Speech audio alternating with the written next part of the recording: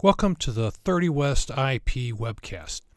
Traditionally, we do webcast updates and broadcast them live and take questions. And this is just a slightly different format because this isn't really an update. This is a response to a series of questions that we received from clients. And what we decided to do was take the 6 most common questions that we were being asked and put them into a presentation. And instead of broadcasting it live, because it's not an update, just put it directly to the YouTube website. Here are the 6 most common questions that we receive in emails and in phone calls. And as you can see, 5 of the 6 have been addressed in previous webcasts, and that's a result of the fact that we're constantly trying to respond to what you as a client are asking us. And we're going to start with medical requirements. We haven't addressed that in a webcast before, but we'll take a brief look at that as we will each of these topics. In order to answer this question effectively, we have to talk about whose rules rule. Obviously, different states could have different requirements. So we're going to begin by looking at the FARs at 91703, and this would apply to any operator who's going to be doing international operations. The operative part of it states that when you're within a foreign country, that you as an operator have to comply with the regulations relating to the flight and maneuver of aircraft there in force. So here we have the FAA telling us that if we as a U.S. operator want to operate outside of the United States, that when we're in a foreign country, if they have different rules, then we have to be able to address those rules. Now, that could be a nightmare. Each country publishes a document called an aeronautical information publication. Here you see an example of one that was available online for free. And in that document, they have a section in the general section 1.7 where it talks about how they have unique requirements to operate within their territory. But what this document says is not what's different from how we operate in the United States. It says this is what we do that is different from the international standards that are established by ICAO. And that's really what we're going to be looking at, is the international standards adopted by ICAO. So ICAO publishes a series of documents that we call the SARPs. They refer to them as annexes on the cover, but if you look at the top of the cover, it says International Standards and Recommended Practices. The Standards and Recommended Practices are the SARPs. And as you're all aware, if you've participated in training, this creates a baseline. This creates a worldwide standard, and most countries will use this standard. There are some exceptions, and we'll take a look at that later, but they're rare. This is pretty much what almost every country, this is what SAFA inspections are based on. This is what the expectation is that we're going to want to meet. On the right, you see an extraction of Annex 1 personal licensing, and it talks about medical provisions, and it addresses Class 1 medical assessment. That's kind of where we want to go, so let's start there. Class 1 medical assessment applies to the applicants for and the holders of. So if you hold a commercial pilot's license or an airline transport pilot's license, then a first-class medical is required. It's not like the U.S. The U.S. allows the type of operation that you're conducting to dictate what medical is required. So I could hold an ATP, but if I'm conducting operations in a private aircraft, a Cessna 172, for example, I would only be required to have a Class 3 because of the type of operation that I'm conducting. And that's not what it says here, and that's an important difference. Looking further into this, we see in the verbiage that a medical assessment shall be valid from the date of the medical examination for a period not greater than, and then when we look down below, it says 12 months for commercial pilot licenses and 12 months for ATPs, airline transport pilot licenses. So if you have a airline transport pilot license, you are required to have a first-class medical, and that medical is valid for 12 months because that's the standard that ICAO has established. Well, let's take a look at that. 12 months. 12 months from what? And if we look at the bottom, it says the period of validity will include the day that has the same calendar number as the date of the medical exam. That is different than ours, because in our system, if I were to get a first-class medical on 9 June, it would be valid until the end of June the subsequent year. But if you're operating according to the ICAO standard, then it would be a period of 9 June to 9 June. So if you were operating with a first-class medical from the United States that was valid for a year, there are instances where it would be only 6 months, but in the example of a year, it would be valid to the end of the month, but here it would only be valid to the 9th. So if you were over there on the 18th and you said, well, I'm good to the end of the month, you wouldn't be. They'd say, no, it expired on the 9th. So they don't make exceptions for 40 years old or 60 years old for general aviation operations. Now, commercial operations are different, but for general aviation operations, you must have a first-class medical, and it's valid for a period of 365 days. This is essentially what we're talking about here. So let's look at this paragraph. This is paragraph 1.2.5.2. I know that sounds geeky, but this is going to be relevant here on my next illustration. Here we see an AIP, and this AIP is an electronic AIP from Japan, and on the right, you see the section I addressed in the previous discussion, where in this document, which is how they talk about how they comply with ICAO standards, in their differences from ICAO standards, General 1.7, they extract the differences from Annex 1. And remember what the paragraph was? The paragraph was 1.2.5.2. So right here, they're saying, well, we have a difference to that paragraph. And the difference to that paragraph is that the medical assessment is valid from the date of issue for a period not greater than 6 months for airline transport pilots, every kind of aircraft. So here we see a state that operates with a difference from ICAO. And in Japan, when this was in effect, they would only allow that first-class medical to be valid for 6 months from the day of issue. This was unusual in its time. Since this time, when we extracted this from their AIP, Japan has taken that difference out. And there is no longer a difference from ICAO in Japan.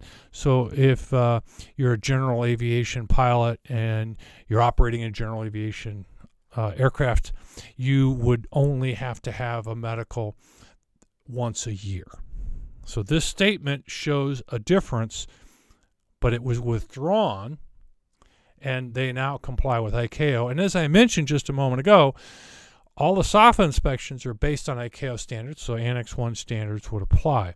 If you're in commercial operations, it's different, and the type of commercial operation you're operating in would specify what that would be, and it could vary. So that's a little bit more complex, and it should be part of your training for your organization.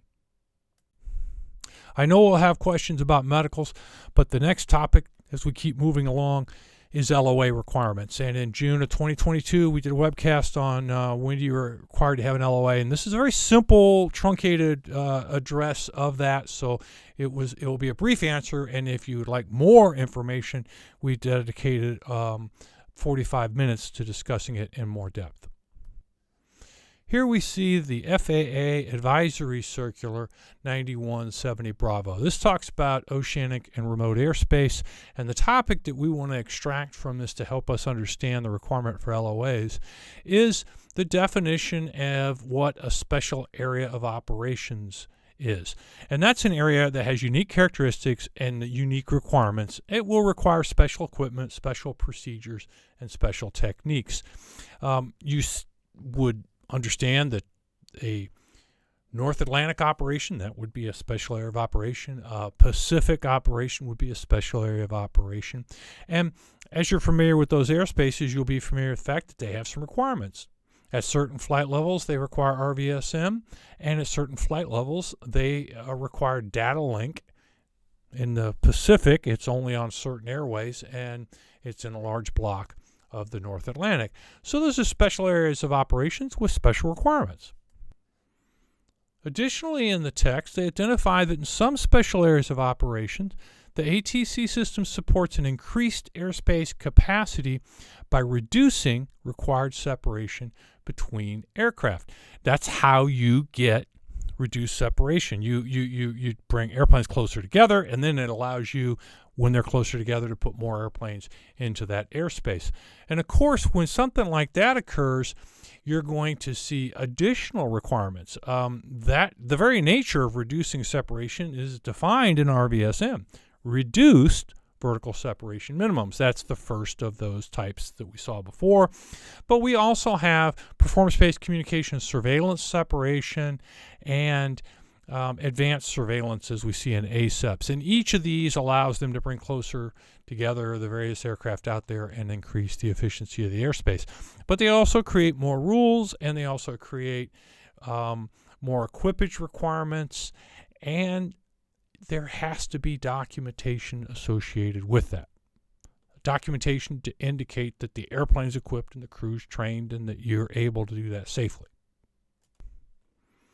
And as we see here, the reduction of separation requires improved levels of performance and, in many cases, more stringent procedures. And you're obviously aware of that if you've ever gone from a non-data link aircraft to a data link aircraft. We see this. There are RVSM procedures that are trained, very specific to those operations, very specific to RMP4 we have training, RCP 240, RSP 180. All of these require training, and they require unique procedures. And that brings us to what we really want to focus on within this brief discussion. To fly in airspace considered a special area of operation, you need to obtain an operational authorization. In some forms, that's operation specification for commercial operations, or for general aviation operations, it would be letter of authorization. So they're concerned that if you're going to be operating with reduced separation in order to achieve higher capacities, that you're authorized to do that so that they don't have anyone compromising the safety of that operation. So we just saw them state in an advisory circular that discusses how to operate in oceanic and remote airspace, their expectations of us to have authorization to operate in special areas of operation. I'm going to move to another document. The FAA is not real fond of us talking about 8900.1, but it is what the inspectors use to guide their actions. Keep that in mind. This isn't something that you need to read as an operator, but I think it's important for us as operators to know what the inspectors' expectations are. And we'll start by looking at investigating oceanic events. So if something goes wrong in the ocean, you have a loss of separation, they're going to investigate it. And I'll start and walk through this very briefly. This section contains guidance to be used by aviation safety inspectors involved in the investigation of oceanic events. And those are typically loss of separation events. The authorization checks would focus on determining whether the operator has the appropriate equipment and or a current letter of authorization for a given operation. So they're telling us here that if there's something that goes awry, the first thing they're going to do is look to see if you're properly equipped and authorized to perform and conduct the operation in that airspace. It goes on in the notes to state that when there are questions as to whether an operator is authorized to fly within an SAO, they will go ahead and conduct this authorization check to see if they've issued those LOAs. And unauthorized operations in an SAO may be a violation of 91703. the document that we previously talked about in our initial discussion. Unauthorized operations and violations are the things that result in license actions, and obviously none of us want that to be part of our professional environment. So just to emphasize this, once they come in and look at an event, they'll do an authorization check, and it would likely become compliance or enforcement action if we were operating in an airspace and we weren't properly authorized. So as we examine, do I need an LOA, I think what we have seen both in AC 9170 Bravo, the guidance that they issue to us, that is their expectation, and when they give the guidance to the inspector for investigating an incident, that's clearly an expectation. So let's change the scenario slightly. Let's suggest, well, I didn't find myself involved in an incident while I was operating in international airspace, so I won't have to worry about that. But there's another way that affects us, and that would be when a ramp inspection occurs.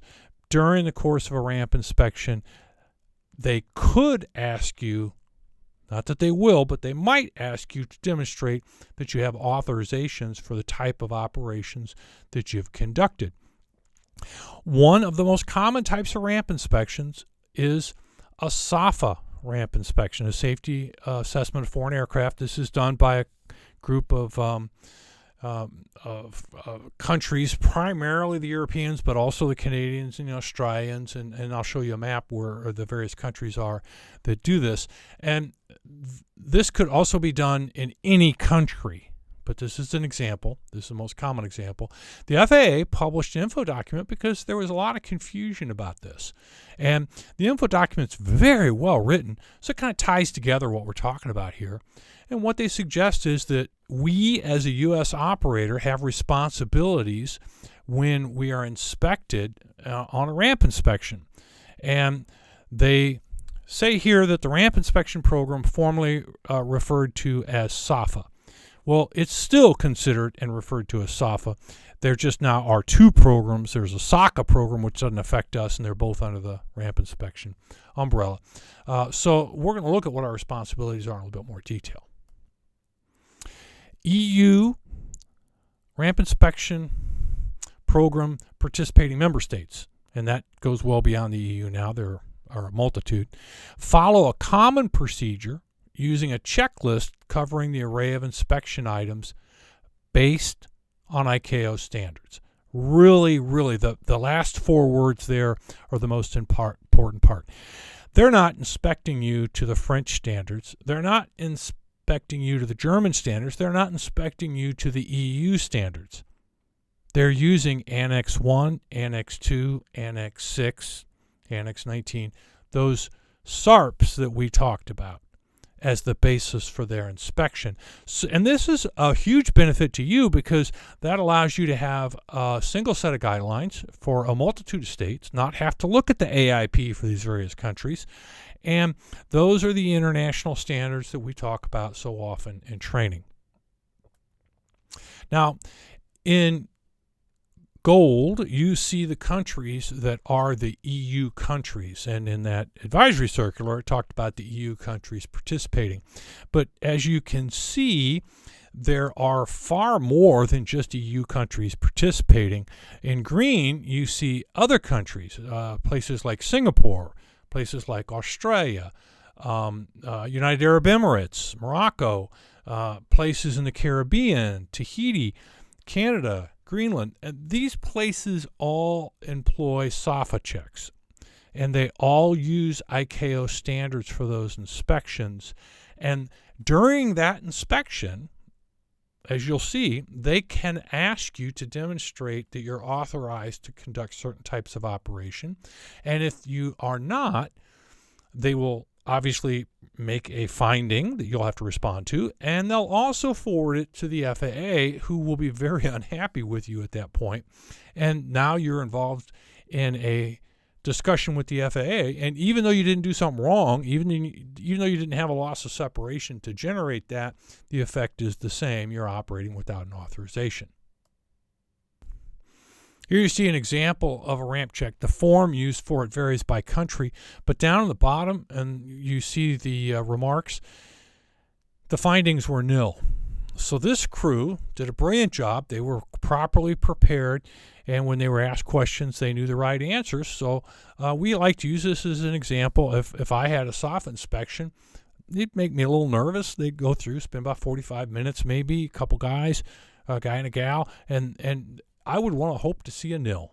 But that doesn't always happen. I'm not always that lucky. And here we see a similar type of inspection, and there are 3 different findings in this inspection. And as a result of those findings, there's going to be a follow-up, and that's not necessarily what we want. And when the follow-up occurs, if it involves us not having a letter of authorization, it elevates the level of concern for the FAA. Although it's not commonly done, it is certainly within the prerogative of a SOF inspector to ask to look at your state of registry approvals. They do this. It's just not consistent. They have the ability to ask questions on a number of different subjects in that checklist. And on the left, you see a series of LOAs that are commonly used by general aviation operators, but they're not all required. And you would need to be able to demonstrate that. And if you didn't have one, they might not let you operate within a certain airspace. We have seen incidents where somebody would arrive in a European country and they didn't have an RVSM LOA, and the country would not let them operate in RVSM airspace. So that really impacted how they could complete that operation fairly profoundly. And then, of course, the FAA had some very harsh words to say about that as well. Now, I've no doubt the LOA discussion is going to result in a lot of questions. If you're here today and you want to ask those live, then we're happy to do that.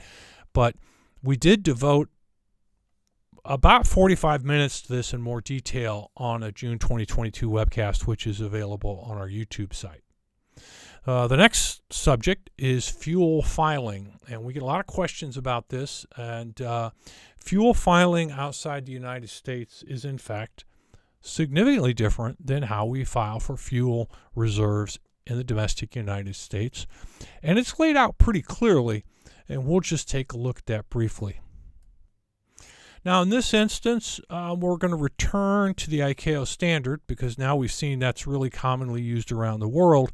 And the ICAO standard for this is located in Annex 6, operation of the aircraft.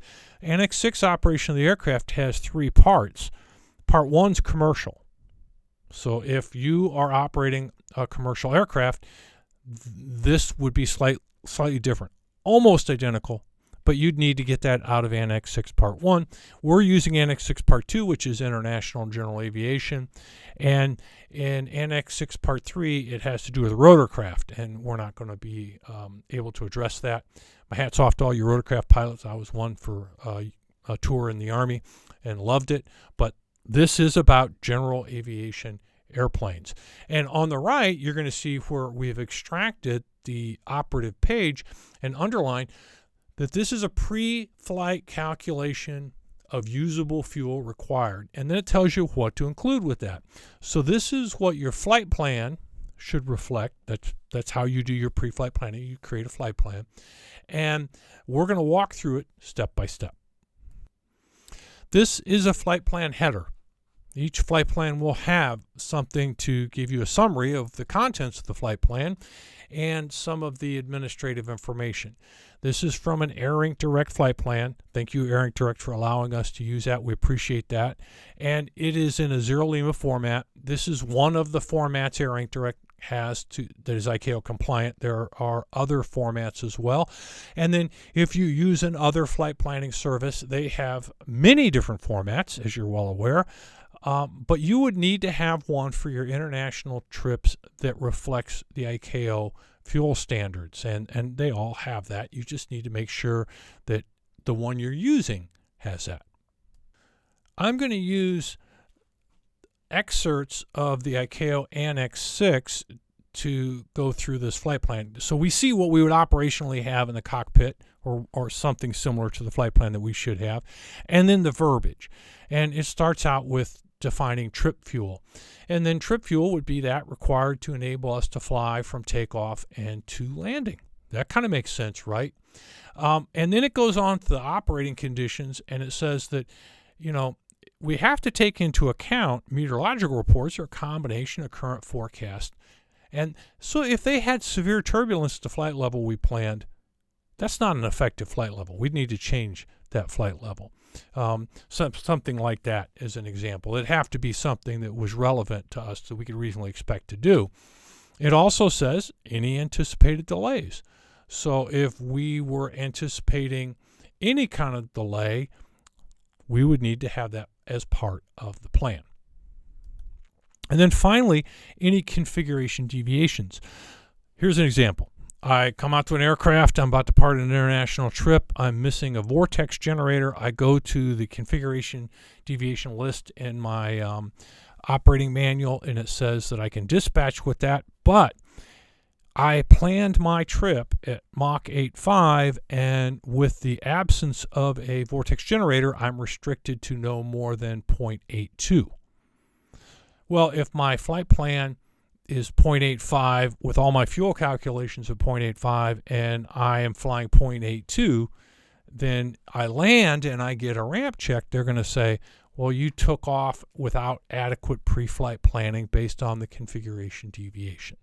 So, an example. The next in our list of topics is alternate fuel, and it says where a destination alternate is required. So obviously it's not always required. If you're flight planning to a destination and it has multiple runways and the weather is, clear, let's say, you're not required to have an alternate unless there are some special rules for that destination. It's perhaps good practice. We always did it internationally, but that's a practice as opposed to a requirement. But if there is an alternate required for whatever reason, the things that we need to consider would be a missed approach with a climb to an expected cruising altitude. So, if your routing for your alternate has you going to flight level 430 on a 80-mile trip, that wouldn't be something that you can honestly expect. They used to do that. They're a lot better about that now, but it has to be a realistic altitude with an expected routing, which is not direct. And it's not to, let's say, a VOR and a VOR if, in fact, there are SIDS and stars associated with something. You'd want to have the route that you would expect. And we'll talk more about that in just a second. Taxi fuel. That's fairly evident, right? The fuel it takes to taxi. But in addition, the APU consumption that would be involved in, preparing to depart, that would be reasonable. And contingency fuel. Now, this is what we don't do in the United States. And this was part of a requirement for commercial operations, but now it's a requirement for general aviation operations, and it may be new to some of you. I have on the flight plan here 5%. You could, if you care to, have a contingency fuel of 7 or 9 or 12 or 15. But when we read the verbiage, what the verbiage says is that fuel required to compensate for unseen factors shall not be less than 5% of the planned fuel. Now, your flight plan doesn't have to say contingency 5%. It could say contingency and then show 5%. In this format from AirInc Direct, 5% is shown there.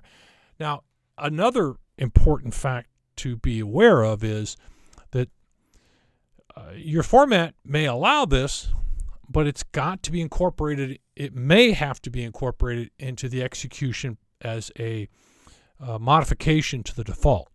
So maybe it doesn't automatically put the 5% in unless you put the 5% in. So there are various ways this must be done, but you do not want to not have a contingency fuel of 5% because it is required. Now, the reserve fuel. in this particular instance it's identified as the final reserve fuel, is another place where we see a little bit of a difference. It says that for turbine-engined airplanes, and I think that's the audience we're talking to here, the amount of fuel required to fly for 30 minutes at a holding speed 1,500 feet above the aerodrome. So not at 45,000 feet above the aerodrome, not at 39,000 feet above the aerodrome. Some diversions allow you to do that. But at your destination, then it has to be at 1,500 feet above the aerodrome, and it's 30 minutes. Now, you'll recall that in the United States, you're supposed to go and be able to hold for 45 minutes. This is less. It's 30. And I've had folks say, well, we'll just put 45 in because that's a little bit more generous, and that's what the U.S. requires. And honestly, I thought that was probably a good idea. But we talked to folks at the SAFA office, and we talked to the FAA, and both of them said, no, that's not a good idea. When they tell you to hold for 30 minutes, put 30 minutes in. So up here in the flight plan body, you see us in red saying fuel reserve. And again, we say at 1,500 feet. That's just a technique. That's what that format says, just to remind the crew. And it gives the amount of fuel for 30 minutes. And it's really best if it says 30 minutes, not 45. And that can be a finding if, in fact, it doesn't. So we're trying to stick literally to what the ICAO requirements are, the international requirements for fuel here. Finally, there's additional fuel, and that would be the amount of fuel required to enable the aircraft to land at an alternate in the event of an engine failure, loss, or pressurization at the most critical point. Now, what do we call this? We call this an ETP fuel. And they're saying in ICAO that we have to have enough fuel to allow us to land if we lose an engine in oceanic airspace or a loss of pressurization at the most critical point. This would be 0 on domestic routes, as ETPs are not used, but if you're operating within oceanic airspace, it could be that additional fuel is required. In this instance, it's 350 pounds, which is obviously very, very minimal. But I could have a whole oceanic segment where that would be 0 because my destination alternate is far enough that I've got enough fuel in there that I don't have to add fuel to go to my ETP alternate. So this has to be addressed. You can't leave it blank. It could be 0, that would be okay, but you can't ignore it. The flight plan format needs to be able to address that. And finally, we add all these things up and we find out what the required fuel is. And here we see 22,857 pounds, 7 hours and 58 minutes. That's the sum of each of the required elements. And then on the right, we see I have underlined landing fuel. And the aircraft that we're talking about here is a Gulfstream 450 going to Le Bourget in Paris. According to ICAO, based on that route of flight and those circumstances, they would expect me to land with 4,428 pounds. That's not, in my opinion, onerous. Perhaps in your opinion it is. Honestly, although I've landed a Gulfstream 450 with quite a bit less than that, coming off of an international flight into a foreign destination, we would typically land at Le Bourget with, 5,000 or 6,000 pounds so that we could, have several options in the event that there was a problem. Now, during our previous discussion of fuel filing, we mentioned alternate requirements requiring a reasonable altitude and a reasonable route. So let's just briefly look at filing alternates. What would be a reasonable route? We see here a flight plan, the same 0 Lima format that we showed you before. And at the completion of the body of the flight plan after Le Bourget, which is, of course, our destination, you see they have a primary alternate route log. That's the kind of thing that is expected during that inspection, is that you'll have a route of flight to your alternate that you can refer to. There's also, in some formats, a truncated form of that, and I've just brought that up here and made it just a little bit larger. And in this instance, it tells us that the route is from Le Bourget to Beauvais-Tillet, and it gives you a departure procedure, standard instrument departure, and then a standard arrival, a star. And the estimated time en route is 22 minutes. It's 132 miles, and the flight level is 160. This is the ideal. This is where you're doing your best work. You're able to say, okay, well, I'm not going to do this at 45,000 feet, and I'm not going to go direct. And since there are SIDS and stars involved, I'll go ahead and I'll incorporate those into the routing that would be reflected for the route to the alternate. Not all aircraft, or not all airfields, have SIDS and stars. So you can't possibly always have a SID and a star. But it would never be direct. It would be something to simulate what the traffic pattern and the traffic flow would be around that area, which your flight plan provider should be familiar with. But if there are, then this is the ideal. There have been instances where during a SOF inspection, an operator was written up for having routing to an alternate but not having a SID and a star. That is not required in the verbiage that we previously saw. It said expected route.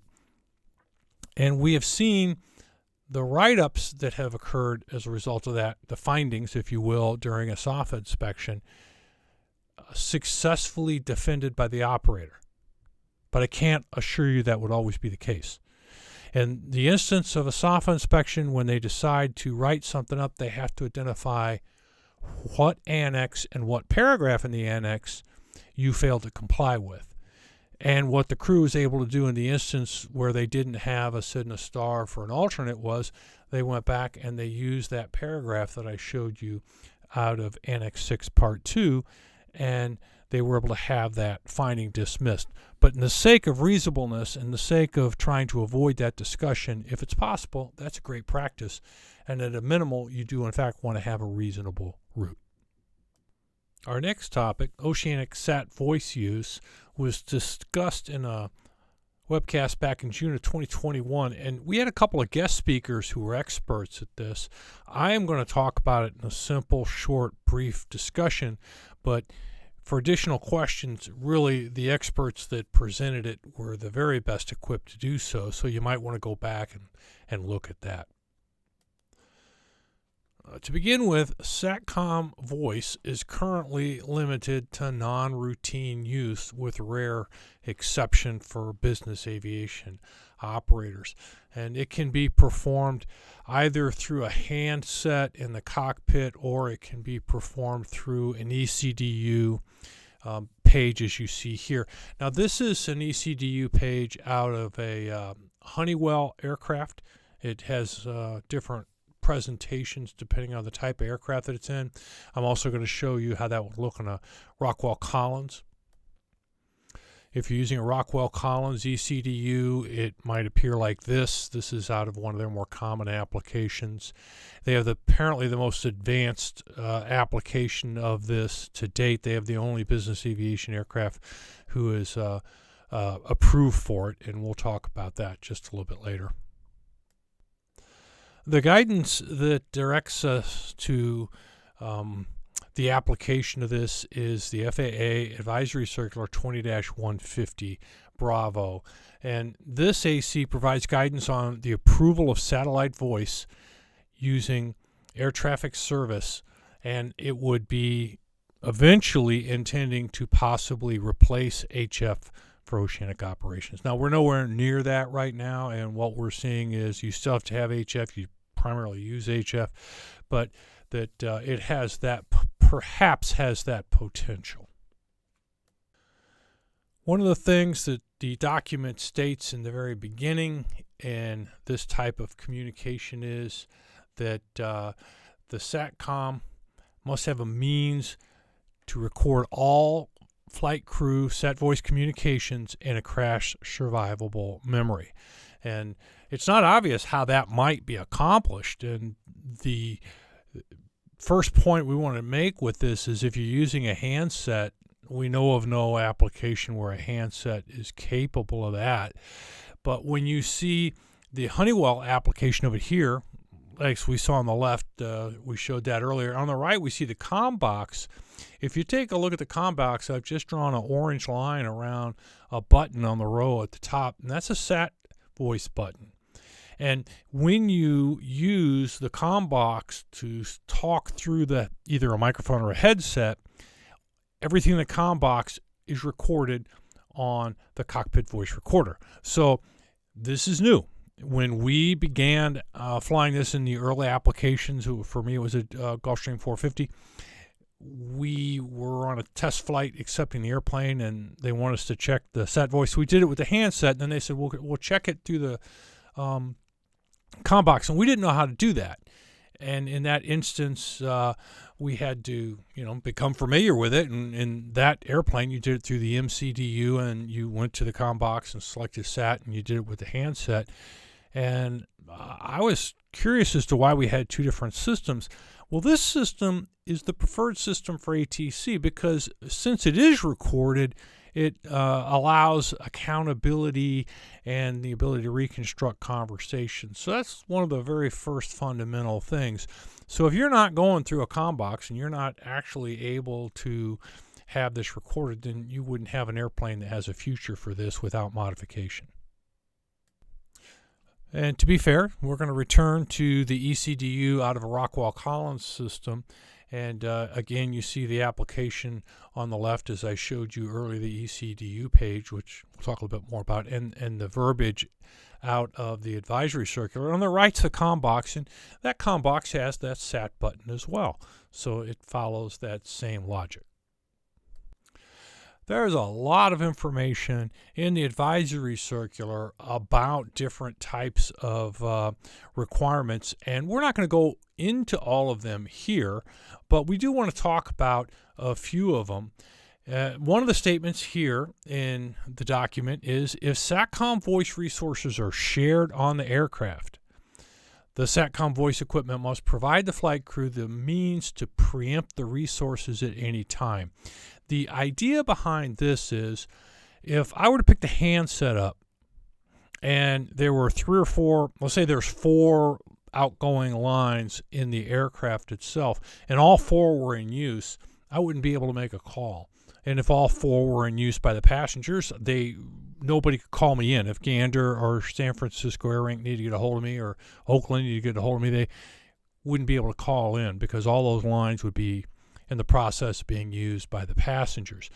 And in that instance, I'm sharing the SATVOICE resources with the cabin. And that would hardly be suitable for an ATC exchange because we should be able to preempt them, as is noted here in this verbiage. So in order to be able to do that, we need a mechanism to be able to determine this is more important than the passengers. This is an ATC function. It states right in the material that they have a table that shows you the prioritization, and we're going to look at that as well. Now, the table gives 4 priority levels, and let's start at the bottom with number 4, non-operational. This is public. This is what the passengers use, and even though this is what the chairman of the board, perhaps, or the president of the company, or that very important person that you fly around would use, it's at the bottom of the priorities for the SATVOICE system if it is to be integrated into an ATC function. Operational low, safety of flight. Notice it says safety of flight here. This would be where perhaps I'm calling my flight plan provider to get an update on weather or something about the flight plan, something of that nature. Maybe I'm calling ahead about a limousine, something like that. So that's an operational requirement, but it's low. Operational high, also termed safety of flight, would be where I'm giving a position report, or I'm making a request for a climb, or trying to get clarification for a clearance. And most of what we anticipate would be utilized for ATC purposes would be safety of flight, operational high, level 2. Number one would be emergency. Now, obviously, emergency, safety of flight, would have priority over everything else, and that would be an engine failure, a rapid descent, a deviation for weather, as we talk about when we talk about it in training. So we're hoping that that's a very uncommon occurrence, but that would be operational level high.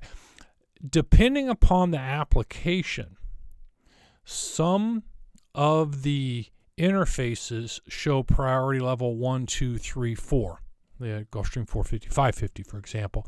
And you'd have to have this table to know what that is. Others list safety of flight or non-safety of flight or operational high or emergency. They use phraseology out of the priority level column, but they do vary, and we'll take a brief look at that. Now here you see in the Honeywell application, if I select it, it says there are 3 priorities: emergency, which would be level 1, flight safety, which would be level 2, and other safety, which in this instance would be level 3, but they don't have 4. And the reason is you wouldn't be using this for public communication because it's in the cockpit. So that's one version of how this system would be illustrated. And the passenger system, if you remember, is down to public priority. That's the absolute lowest. So that's not listed in this particular application. Here we see the priorities, and that's what we want to focus on. Now, in this illustration, what I'm trying to point out is if I'm calling AirInc Ops, that would be a operational low because it's not ATC. It doesn't have anything to do with safety of flight, but it's still important for the crew. And it would still give me priority over the passengers. So I can, in many of these different systems, create a directory and place in it the common people that I would call. But let me make one additional note. Even if it's AirInc Ops, if there are 4 people on the phone in the back of the airplane, there's only 4 lines, and I make an outgoing call, it's going to drop one of those lines in the back in order for this to go out. That's how it has to have preemption, priority. It has to drop that in order to make this work. That's an important feature. And additionally, if there are 4 people on the phone in the back and all those lines are busy, and it is a properly equipped system and it meets the requirements of the AC, if ATC calls in, that's a higher priority, and it drops a line in the back, and then it would alert the cockpit so that they could communicate.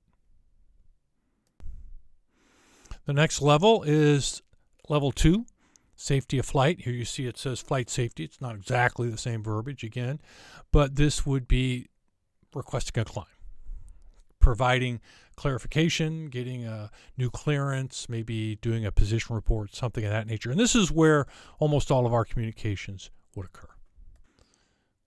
Briefly moving to the Rockwell Collins, I want to point out that up in the line select key 1 right, the priority is selectable.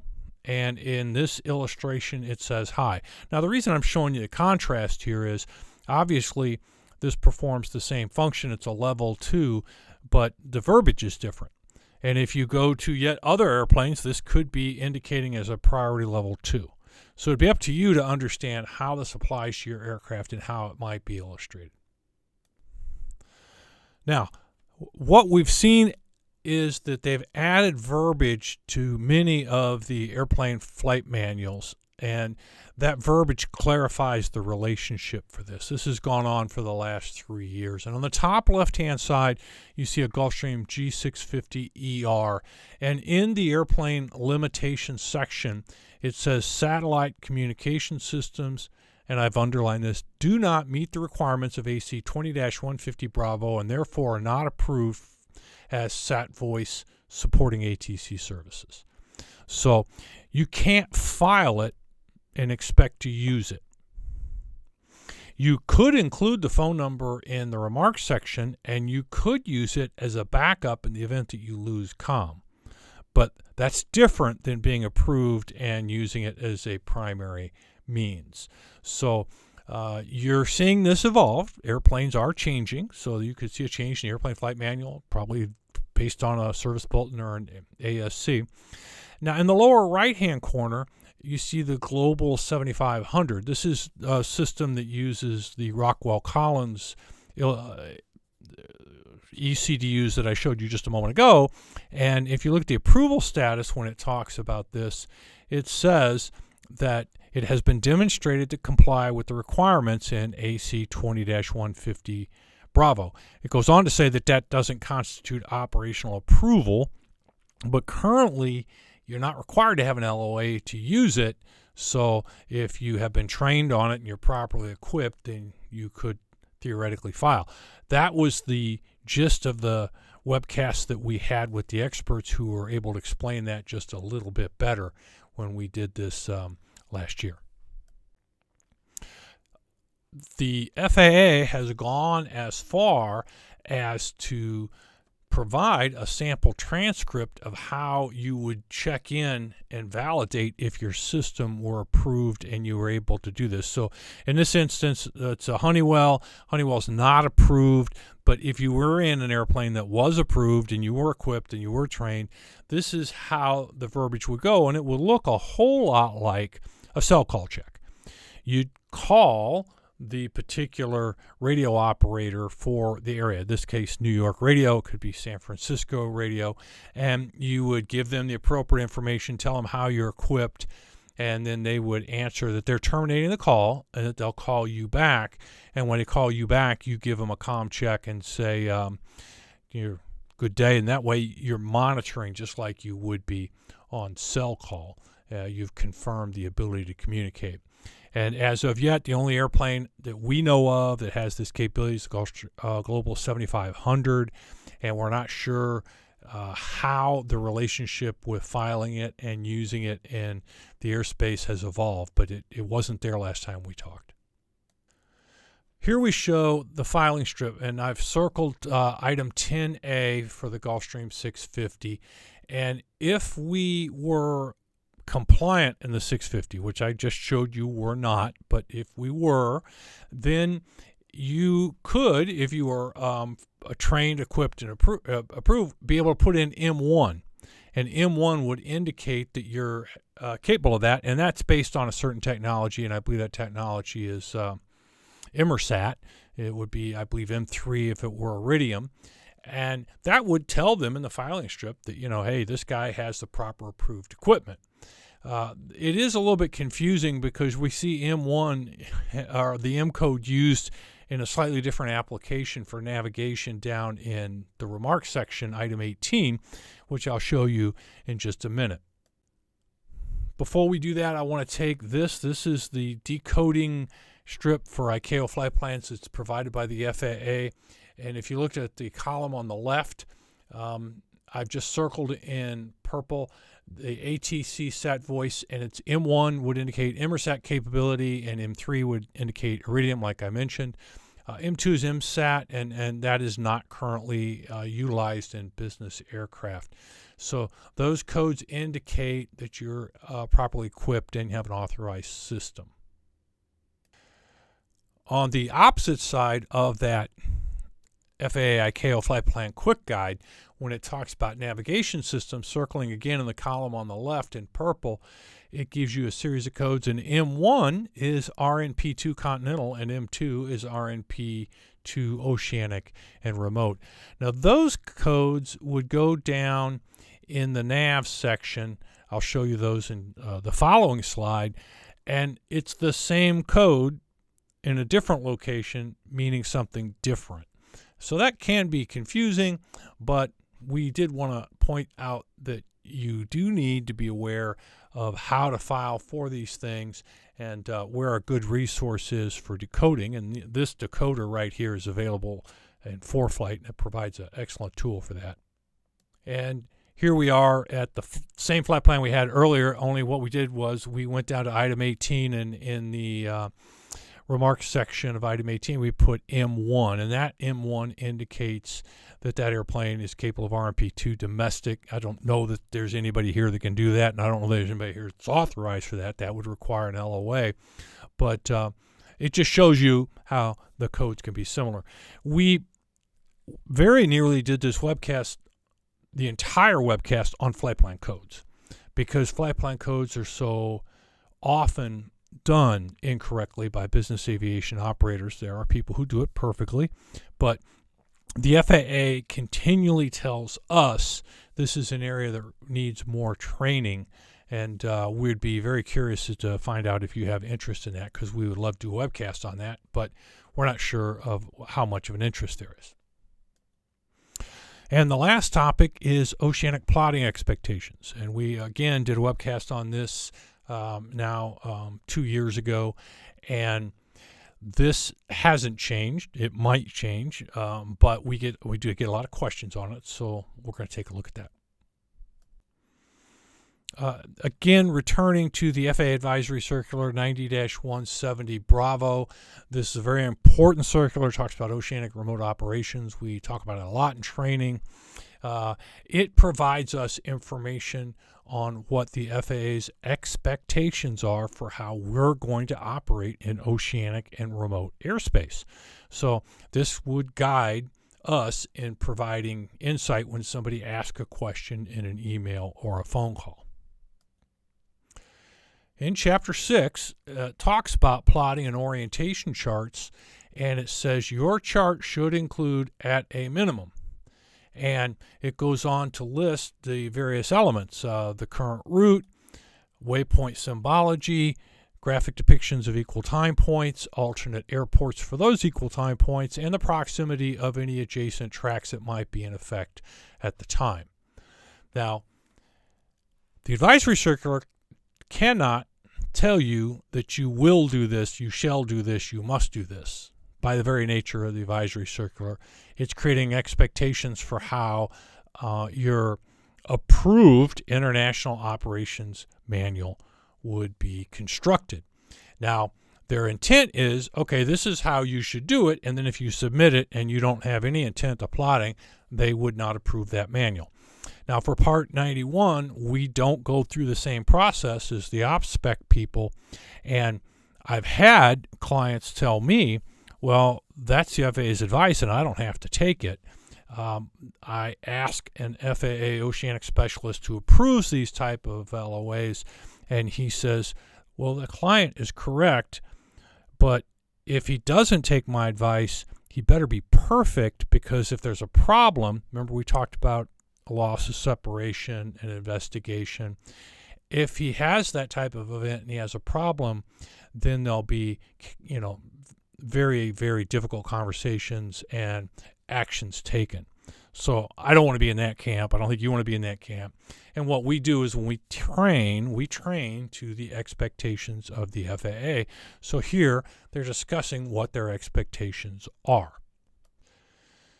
It may appear on a paper plot, on, like in this example, a Jepson plotting chart, as you see it here. There's a route of flight, there's ETPs, there's circles around the alternates, the tracks are in the background, and the tracks aren't always in effect, so they may not be there. And, this gives you all the elements that would be expected. It's important to note that it is clarified within the body of the advisory circular that for Part 91 operators, an electronic flight bag can be used to accomplish this plotting if it is able to meet the requirements or the considerations of AC 90-9178. That's the guidance on electronic flight bags. Here we see electronic plotting based on a vendor. It's on a 4-flight chart with Plot NG supplying the plot, and this looks very similar to what we did on paper, has many of the elements of it. But this goes way beyond just what you or I might do by plugging in a bunch of points and drawing some lines and things. This actually has safeguards in it that allow us to be able to ensure that we're executing the proper plan. So electronic plotting is something that is available, and it is something that can be used by a Part 91 operator if he follows the considerations of the advisory circular. We want to thank you for taking the time to watch this webcast and to participate, and as always, you can email any questions to team@30westip.com. This is Mitch from Grapevine, Texas. Thank you.